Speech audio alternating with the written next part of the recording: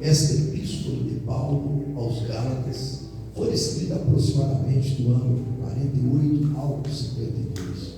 Não tem cronologicamente condição de afirmar a data correta, mesmo em termos atuais, mas há essa visão, entre 48 a 52 depois de Cristo.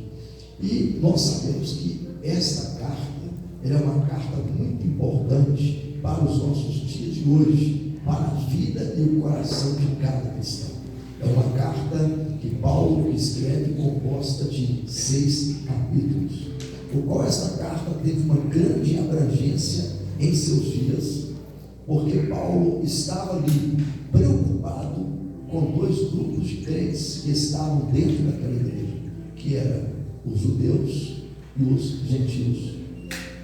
E esses crentes, de certa forma, estavam tendo problemas de convicções, problemas no que tange à fé, problemas de compreender a graça maravilhosa de nosso Senhor e Salvador Jesus Cristo. Então Paulo, preocupado com isso, ele escreve esta carta, no qual o motivo maior dessa carta era abordar o abandono do evangelho dos crentes aos Gálatas, propriamente dito, não todos os crentes, mas principalmente aqueles crentes que eram, entre aspas, crentes, porque na verdade eles eram judaizantes, eles eram judeus e queriam permanecer colocando um jugo de escravidão na vida daqueles que tinham sido salvos através da cruz de Cristo. E eu percebo nesta noite que eu estou falando com crentes que já entenderam o que é a graça de Cristo, já entenderam o que é a cruz de Cristo, já entendeu o que é carregar a cruz de Cristo, já entendeu o que é o mistério do sofrimento de Cristo para nos dar a salvação que outrora não tínhamos. Nós ouvimos, e eu faço questão de relatar, e gostaria que você muito pudesse guardar, porque nas nossas amizades, secularmente falando, nós ouvimos demais uma frase que diz assim: a única certeza que nós temos é que nós vamos morrer. Alguém já ouviu essa frase, por gentileza? Faça questão de perguntar. Alguém já ouviu? As pessoas falam com tamanha convicção que parece que tem uma verdade, mas é aí que em matéria de fé, é aí que em matéria de crença, em matéria de convicções, você não pode crer em tudo que parece ser a verdade. Nem tudo que parece ser é. E é justamente isso que contrapõe Paulo em sua epístola, em sua carta, àqueles crentes, mostrando justamente isso para ele. Mas em tese eu vou dizer para vocês o que significa isso. Quando a pessoa fala assim: a única certeza que temos é que vamos morrer. Aí eu, conversando com a minha esposa, eu disse para ela: nós cristãos, salvo em Jesus Cristo, a única certeza que nós temos é da vida eterna. Glória a Deus! E eu não tenho certeza que eu vou morrer. Você tem, pastor? Você tem? Eu tenho certeza que alguém que está me ouvindo agora não tem certeza também que vai morrer. Por quê? Porque na vinda do Senhor, alguns provarão a morte antes, mas outros serão arrebatados em vida. Então você não pode abrir a sua boca e dizer: a minha única certeza que tenho é que vou morrer. Não, pelo contrário, você já aceitou Jesus, já confessou Jesus, já tem o seu nome escrito no livro da vida, está em obediência à palavra de Deus, está buscando servir a Deus, está se afastando do pecado. Você pode abrir a sua boca e dizer: a única convicção e confiança que eu tenho é a vida eterna, que eu vou morar no céu com Cristo Jesus e nosso Senhor. Aleluia! Essa convicção você pode ter, porque a cédula que era contra nós, porque o castigo que estava premeditado para todos nós, porque a força do inferno que estava contra nós, a força do pecado que estava contra nós, Jesus morreu na cruz do Calvário e escravou tudo ali na cruz. Ele consumou a nossa salvação, Ele consumou o nosso perdão, Ele doou perdão para todos nós, independente da situação do homem, independente do tamanho dos seus pecados. O Senhor Jesus Cristo, Ele perdoa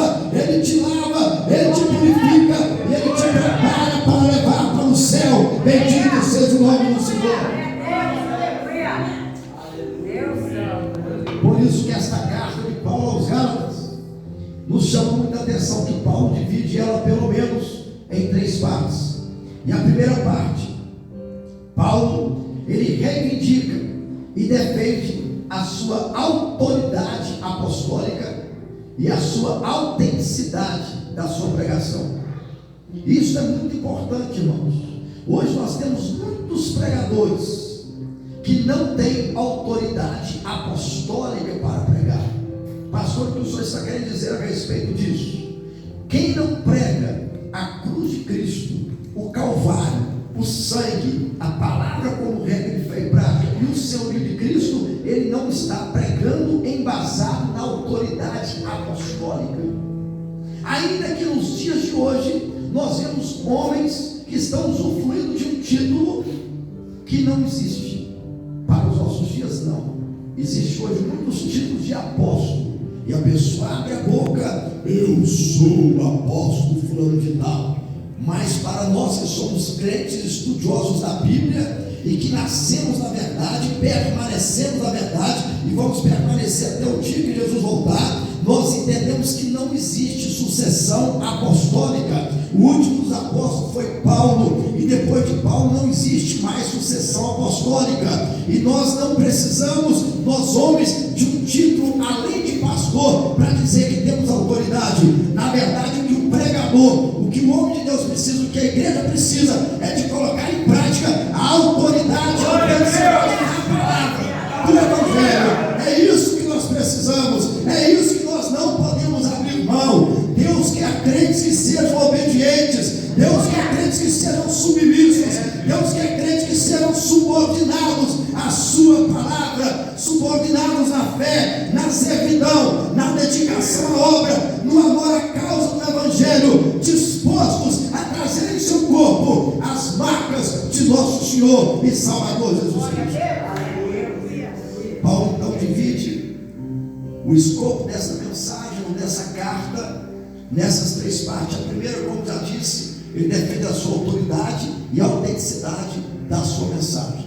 E nós entendemos que realmente Paulo foi um grande exemplo para todos nós, segundo consta nas Escrituras Sagradas, de tal forma que ele escreve em 1 Coríntios capítulo 11, que nós devemos imitá-lo, porque ele era imitador de Cristo. Então, de certa forma, você precisa de imitar a Jesus. Seja semelhante a Jesus. Eu estou vendo uma diferença, pastor Rosilene, pastor Hugo, não sei se você está percebendo, até o Diácono Júnior está aqui do lado, estou percebendo a diferença. Porque hoje os irmãos vieram para a igreja, né, mais pentecostais, mais bem vestidos. Tem muita gente aqui de paletó e gravata, né? Muita gente de paletó, uma coisa. Você viu? Que maravilha. Eu acho que eu tenho que pedir a Jesus para continuar mandando frio. Não é, irmão? Porque no calor, às vezes, a irmã vem com aquela blusa de alcinha, faz até vergonha. Pastor está dentro da palavra, tá? Paulo aqui está exortando os crentes. Verdade. E eu vou falar por que eu estou dizendo isso, né? A pessoa vem de qualquer jeito, até de bermuda para cultuar a Deus. É verdade, irmão. E nós precisamos de ter esse senso de espiritualidade. Paulo está falando para crentes espirituais. Crentes espirituais é aquele que já saiu da dimensão da carnalidade, já saiu da dimensão da velha criatura e já entrou na dimensão da nova criatura, que segundo Deus é criada em verdadeira justiça e santidade. E nós não podemos abrir mão. Vocês estão até mais bonitos, mais bem vestidos, sabia? Estão mais bonitos. Olha, fica bonito. O crente, a pessoa fica até mais bonita, mais bem vestida, fica mais chique, fica mais, olha, mais costume, olha que maravilha. Então, irmãos, é muito importante nós servirmos a Deus e entendermos todo o plano de Deus para a nossa vida. E o plano de Deus, em tese, é isso: é nos transformar de dia após dia.